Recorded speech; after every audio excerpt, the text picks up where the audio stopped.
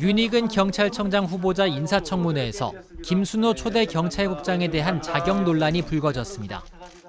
1980년대 후반 인천 부천 민주노동자회인 인노회 조직원으로 활동하다 1989년 잠적했는데 그해 8월 경장특채로 경찰이 됐습니다. 잠적 기간에 인노회 회원들이 줄줄이 구속된 점 등에 미뤄 밀고와 특채사의 연관성을 의심받고 있습니다.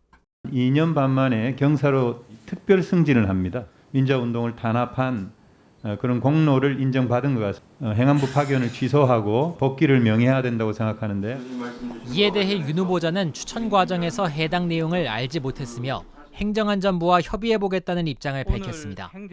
경찰국에 대한 질문과 관련해서는 줄곧 같은 답변을 내놨습니다. 경찰국을 설치하려는 취지는 제가 이해하건대 경찰에 대한 민주적 통제 방안의 일환으로 검토되는 것으로 알고 있습니다. 법적 절차도 문제가 없다고 답했습니다. 치안을 포함한 그런 경찰국이 아니기 때문에 시행령으로 가능하다고 법제처에서도 해석을 하는 것으로 저는 분명히 그렇게. 협의 없는 강행이라는 야당의 지적에는 경찰의 목소리를 전하기 위해 최선을 다했다고 반박했습니다. 정부가 국민을 호도하고 있는 논리를 후보자께서 그대로 읊고 있다. 그렇게밖에 생각이 안 됩니다. 정부의 논리 그대로. 지난 6월 경찰청장 사퇴로까지 이어졌던 치안감 인사 파동을 두고서는 치안정책관 개인의 실수라며 행안부와 같은 입장을 내놨습니다. 치안감 인사는 번복이 아니고요. 장관의 재청권을 보좌하기 위해서 본인이 건의안을 만들었다. 이렇게 얘기를 하고 있습니다.